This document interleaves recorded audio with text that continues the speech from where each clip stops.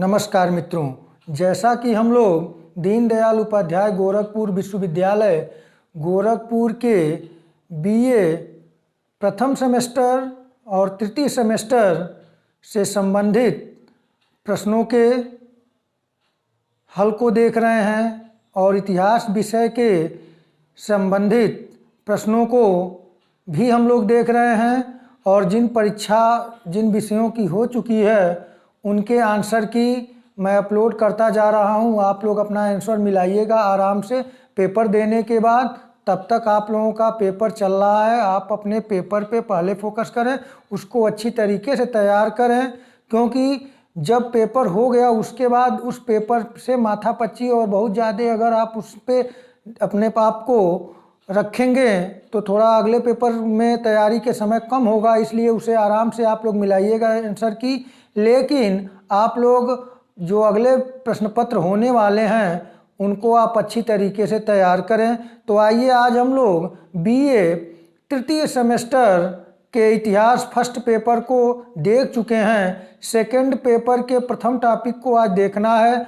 तो आइए बिना देर किए शुरू करते हैं। और आप लोग यदि चैनल पर नए हैं तो चैनल को लाइक, शेयर और सब्सक्राइब करना न भूलें। तो आइए आज हम लोग बीए तृतीय सेमेस्टर इतिहास द्वितीय प्रश्न पत्र, जिसका कोड है HIS 202 और पेपर का नाम है आधुनिक भारत का इतिहास, और 1857 से 1950 ईस्वी तक है। और आप फर्स्ट पेपर में जिसका कोड था HIS 201 उसमें 1757 से 1857 तक आप पढ़े हैं। और इसमें विशेषतः पॉलिटिकल हिस्ट्री ही पढ़ना है।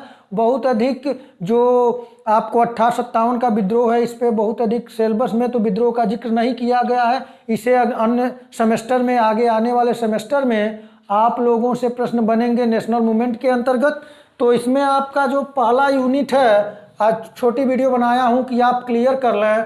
तो पहला यूनिट जो है सेकंड पेपर का, सत्ता का हस्तांतरण कंपनी से क्राउन, लॉर्ड लीटन 1876 से 1880 ईस्वी इनका कार्यकाल है। लॉर्ड रिपन है 1880 से 1884 ईस्वी, तथा कर्जन जो 1899 से 1905 ईस्वी तक कार्यकाल है, तथा बंगाल विभाजन जो 1905 में हुआ था। यह यूनिट फर्स्ट है और बहुत ही महत्वपूर्ण यह आपका यूनिट है। यहाँ से प्रश्न जो बनेंगे, मैं प्रयास किया हूँ कि आप फर्स्ट यूनिट, फिर आपको नेक्स्ट 2-3 दिनों में अभी समय है, और जो यूनिट हैं बचे होंगे उनको मैं आपको सॉल्व करके उनको आप प्रश्न जो बनेंगे जिस तरह से बताऊंगा। पहले आज हम लोग इसे देख लें फर्स्ट यूनिट को। तो सत्ता का हस्तांतरण कंपनी से क्राउन, तो आप इस बात को जानते हैं कि 1857 ईस्वी में भारत का प्रथम स्वतंत्रता संग्राम हुआ था। यहाँ से प्रश्न बन सकता है कि भारत का प्रथम स्वतंत्रता संग्राम कब हुआ था? 1857 ईस्वी में। और 1857 ईस्वी के विद्रोह को किसने प्रथम स्वतंत्रता संग्राम कहा? तो BD सावरकर ने कहा। उसके बाद अगर यह पूछे कि इंग्लैंड का कौन सा व्यक्ति था जो 1857 के विद्रोह को भारत का राष्ट्रीय विद्रोह की संज्ञा दी, तो वह दिया था डिजरेली, नेता प्रतिपक्ष था। तो वहां से प्रश्न बन सकता है, आप लोगों को बता दिया। तो अगर यह प्रश्न बने कि ईस्ट इंडिया कंपनी की समाप्ति भारत में कब हुआ, तो वह हुआ 1857 ईस्वी के विद्रोह के बाद महारानी विक्टोरिया के घोषणा पत्र से, जो 1858 ईस्वी में आया, और जिसे लॉर्ड जो कैनिंग था उसने इलाहाबाद में पढ़ा था महारानी विक्टोरिया का घोषणा पत्र को 1 नवंबर 1858 ईस्वी में।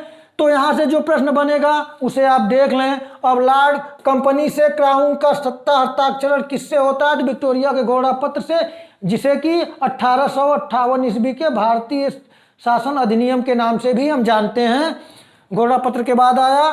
तो आइए देखते हैं 1857 ईस्वी का प्रथम स्वतंत्रता संग्राम। तो इसे बता ही दिया 1857 के प्रथम स्वतंत्रता संग्राम को। प्रथम स्वतंत्रता संग्राम का नाम किसने दिया? BD सावरकर ने। और RC मजूमदार ने क्या कहा? तो RC मजूमदार इसे न तो प्रथम, न तो राष्ट्रीय, न तो विद्रोह मानते हैं। और विक्टोरिया का घोषणा पत्र कब आया, तो कब पढ़ा गया, तो 1 नवंबर 1858 ईस्वी को। प्रयागराज में किसने पढ़ा, तो लॉर्ड कैनिंग ने। भारत का प्रथम वायसराय किसे माना जाता है, तो लॉर्ड कैनिंग को। 1857 के विद्रोह के समय गवर्नर जनरल कौन था, तो वह था लॉर्ड कैनिंग। तो यहां से प्रश्न बनेंगे। और किस अधिनियम द्वारा भारतीयों को विधान परिषद में सम्मिलित किया गया, तो 1861 ईस्वी के भारतीय परिषद अधिनियम। इसे तैयार करें आप कि किस अधिनियम द्वारा भारतीयों को विधान परिषद में सम्मिलित किया गया। वह किया गया था 1861 के भारतीय परिषद अधिनियम के द्वारा। और तो और इसी अधिनियम के तहत बंगाल में 1862 में, उत्तर पश्चिम सीमा प्रांत में 1866 में, पंजाब में 1867 में विधान परिषद का गठन किया गया। और जो गवर्नर जनरल था, अगर यह क्वेश्चन पूछे कि वायसराय, गवर्नर जनरल को वायसराय कब कहा गया, तो जब महारानी विक्टोरिया के घोषणा पत्र के द्वारा जब कंपनी से क्राउन को सत्ता हस्तांतरण कर दिया गया, भारतीय जनता सीधे अब ताज से इंग्लैंड की महारानी की रैयत हो गई, जनता हो गई। उस समय वह जब वायसराय, गवर्नर जनरल के पद को वायसराय बना दिया गया, तो इसे अब भारत का प्रथम वायसराय कैनिंग था। इसे तैयार करेंगे। और इन बंगाल में, उत्तर पश्चिम सीमा प्रांत और पंजाब में विधान परिषद का गठन किस अधिनियम के तहत किया गया, तो 1861 ईस्वी के भारतीय परिषदीय अधिनियम के अंतर्गत किया गया। कानून निर्माण करने के लिए न्यूनतम 6 और अधिकतम 12 सदस्यों की नियुक्ति कर सकता था। यह प्रावधान किसके अंतर्गत किया गया, तो 1861 के भारतीय परिषदीय अधिनियम के अंतर्गत किया गया। और विभागीय प्रणाली, जिसे पोर्टफोलियो के नाम से जानते हैं, विभागीय प्रणाली का शुरुआत किस अधिनियम के अंतर्गत किया गया, तो वह किया गया 1861 ईस्वी के भारतीय परिषद अधिनियम के अंतर्गत। तो इनके प्रश्नों को तैयार करें। अगला है लॉर्ड लीटन। लॉर्ड लीटन के समय में प्रथम काल आयोग 1878 ईस्वी में रिचर्ड स्ट्रैची की अध्यक्षता में किया गया था। यह प्रश्न बन सकता है कि प्रथम अकाल आयोग के अध्यक्ष कौन थे, तो वह थे रिचर्ड स्ट्रैची। और प्रथम अकाल आयोग कब बना था, तो यह बना था 1878 ईस्वी में। और प्रथम अकाल आयोग के समय भारत का viceroy, governor general and viceroy कौन था, तो वह था लॉर्ड लीटन। और लॉर्ड लीटन का कार्यकाल क्या था, तो 1876 से 1880 ईस्वी। यहां से प्रश्न बनेंगे। और किस गवर्नर जनरल एंड वायसराय के समय में दिल्ली में भव्य दरबार का आयोजन किया गया था और महारानी विक्टोरिया को कैसर हिंद की उपाधि दी गई थी, तो यह लॉर्ड लीटन के समय में 1877 ईस्वी में विक्टोरिया को कैसर हिंद की उपाधि दी गई, एक भव्य दरबार लगाकर दिल्ली में। यह बात याद करने योग्य है, स्मरण करने योग्य है। उस समय भारत के दक्षिण क्षेत्रों में बहुत ही भयंकर अकाल पड़े थे, उसके बाद भी यहाँ पे भव्य दरबार का आयोजन किया गया, जो कि क्रूरता को दर्शाता है। तो यहाँ से प्रश्न बनेगा। अगला है वर्नाकुलर प्रेस एक्ट किस गवर्नर जनरल के काल में पारित हुआ, तो Lord Lytton. Vernacular press act कब पारित हुआ, 1878 ईस्वी में। और तो और वर्नाकुलर प्रेस एक्ट के तहत हुआ क्या कि भारतीय भाषाओं में छपने वाले समाचार पत्रों पर लॉर्ड लीटन ने वर्नाकुलर प्रेस एक्ट 1878 के माध्यम से प्रतिबंधित कर दिया। और एक पत्रिका, अमृत बाजार पत्रिका जो थी, वो वर्नाकुलर प्रेस एक्ट से बचने के लिए रातों रात उसके संपादकों ने उसे अंग्रेजी में निकालना प्रारंभ कर दिया। तो यहाँ से बन सकता है कि किस पत्रिका ने रातों रात अंग्रेजी में निकलना प्रारंभ हो गया, किस पत्रिका, तो अमृत बाजार पत्रिका। इसको तैयार कर लेंगे। और तो और लीटन के समय में इंडियन आर्म्स एक्ट 1878 पारित हुआ था। ये भी तैयार करें कि इंडियन आर्म्स एक्ट कब पारित किया गया, 1878 में। किस गवर्नर जनरल एंड वायसराय के काल में किया गया, तो वह किया गया लॉर्ड लीटन के। और भारतीय जनपद सेवा की उम्र 21 से घटाकर 19 वर्ष कर दी गई। यह किसके कार्यकाल में, तो लॉर्ड लीटन के कार्यकाल में भारतीय जनपद सेवा में चयनित होने की जो उम्र 21 वर्ष थी, उसे घटाकर 19 वर्ष कर दी गई। तो यहाँ से प्रश्न बनेंगे। और द्वितीय आंग्ल अफगान युद्ध कब से कब तक लड़ा गया? तो 1878 से 1880। और किसके शासनकाल में? तो लॉर्ड लीटन के कार्यकाल में द्वितीय आंग्ल अफगान युद्ध 1878 से 1880 ईस्वी तक हुआ। तो लॉर्ड लीटन से ये महत्वपूर्ण प्रश्न है, आप इन्हें तैयार कर लें, किताब का भी आप सहयोग ले लें। मैं जल्दी जल्दी आपको, क्योंकि अभी 3 यूनिट बचा है। अगला है लॉर्ड रिपन। लॉर्ड रिपन का कार्यकाल आपका 1880 से 1884 है। और लॉर्ड रिपन से जो महत्वपूर्ण प्रश्न है, लॉर्ड रिपन को भारत में स्थानीय स्वशासन का जनक माना जाता है। भारत में स्थानीय स्वशासन का जनक किसे माना जाता है? तो लॉर्ड रिपन को माना जाता है। और शिक्षा हेतु हंटर आयोग की स्थापना कब की गई? तो यह की गई 1882 में। किस गवर्नर जनरल एंड वायसराय के कार्यकाल में? तो लॉर्ड रिपन के। और यह हंटर आयोग का संबंध किससे था? तो शिक्षा से संबंधित था। और पार्टिकुलरी शिक्षा के एक प्रभाग की बात करें तो यह प्राथमिक शिक्षा से संबंधित था। तो इसे आप तैयार कर लें। वर्नाकुलर प्रेस एक्ट को समाप्त किसने किया? तो लॉर्ड रिपन ने किया। लगाया किसने? तो लॉर्ड लीटन ने। अगला प्रश्न है इल्बर्ट बिल विवाद। 9 फरवरी 1883 ईस्वी में जो इल्बर्ट बिल विवाद था, उसमें लॉर्ड रिपन जो था उसे भारतीयों से प्रेम था, भारतीयता से प्रेम था। इसलिए उसने इल्बर्ट बिल विवाद क्या हुआ कि भारतीय न्यायाधीशों को यूरोपियनों के मुकदमों को सुनने का अधिकार देने से इल्बर्ट बिल विवाद हुआ। कब हुआ था? 9 फरवरी 1883 ईस्वी में। और भारतीयों का उद्धारक किसे कहा जाता है? तो भारतीयों के उद्धारक के नाम से जाने जाते हैं लॉर्ड रिपन, जिन्हें कि सज्जन रिपन के नाम से भी भारतीय उद्बोधित करते थे, बुलाते थे।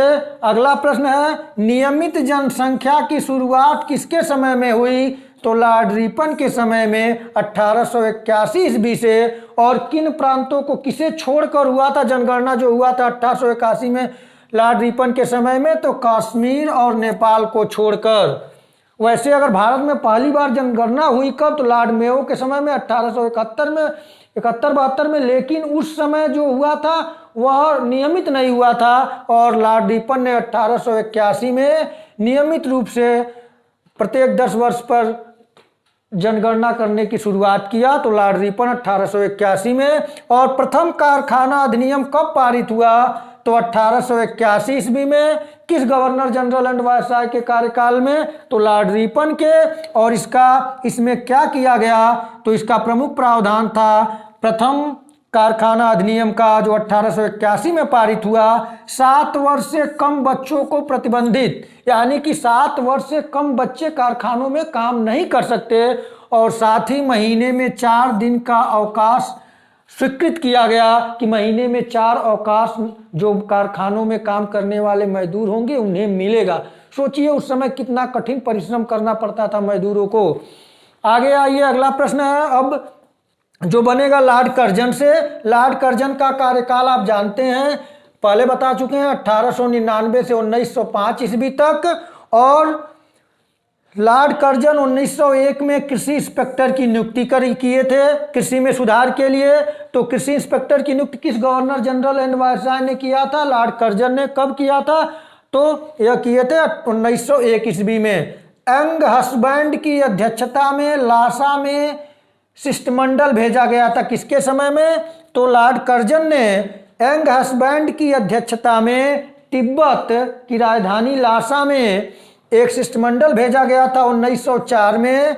और इस संधि, लासा की संधि कब हुई थी? तो लासा की संधि हुई थी आपका सितंबर 1904 ईस्वी में। अब यहाँ से प्रश्न पूछेगा यंग हस्बैंड का संबंध किस गवर्नर जनरल से था? तो यह था लॉर्ड कर्जन से। और कहाँ पर गया था यंग हस्बैंड की अध्यक्षता में शिष्टमंडल? तो तिब्बत की राजधानी लासा गया था। और लासा की संधि कब हुई? सितंबर 1904 ईस्वी में। अगला प्रश्न है बन सकता है भारतीय विश्वविद्यालय आयोग की स्थापना किसने किया? तो भारतीय विश्वविद्यालय आयोग की स्थापना 1902 में लॉर्ड कर्जन ने किया था। और उसी आधार पे भारतीय विश्वविद्यालय अधिनियम 1904 पारित किया गया। तो यहाँ से प्रश्न बनेंगे। और लॉर्ड कर्जन ने सर डब्ल्यू फ्रेजर की अध्यक्षता में पुलिस आयोग का गठन किया 1902 ईस्वी में। तो पुलिस आयोग की अध्यक्षता किसने किया था? तो सर डब्ल्यू फ्रेजर ने। और पुलिस आयोग का गठन किस गवर्नर जनरल के कार्यकाल में किया गया था?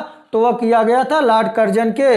अगला प्रश्न बनेगा कि अकाल जो द्वितीय अकाल आयोग बना था 1900 ईस्वी में, इसके अध्यक्ष कौन थे?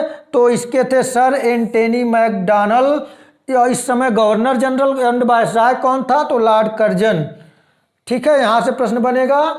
अगला प्रश्न है कि प्राचीन स्मारक परिरक्षण अधिनियम कब पारित किया गया?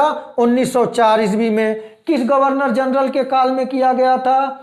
तो यह किया गया था governor general and viceroy Lord Curzon के समय में। प्राचीन स्मारक परिरक्षण अधिनियम 1904। सर कॉलिन स्कॉट मॉनक्रिफ की अध्यक्षता में सिंचाई आयोग का गठन किया गया था। सिंचाई आयोग की गठन की अध्यक्षता किसने की थी? तो वह की थी सर कॉलिन स्कॉट मॉनक्रिफ की अध्यक्षता में। और गवर्नर जनरल एंड वायसराय कौन था? तो वह था आपका लॉर्ड कर्जन।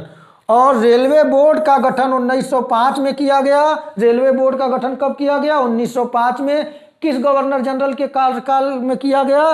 तो वह किया गया लॉर्ड कर्जन के कार्यकाल में। कब किया गया? 1905 में।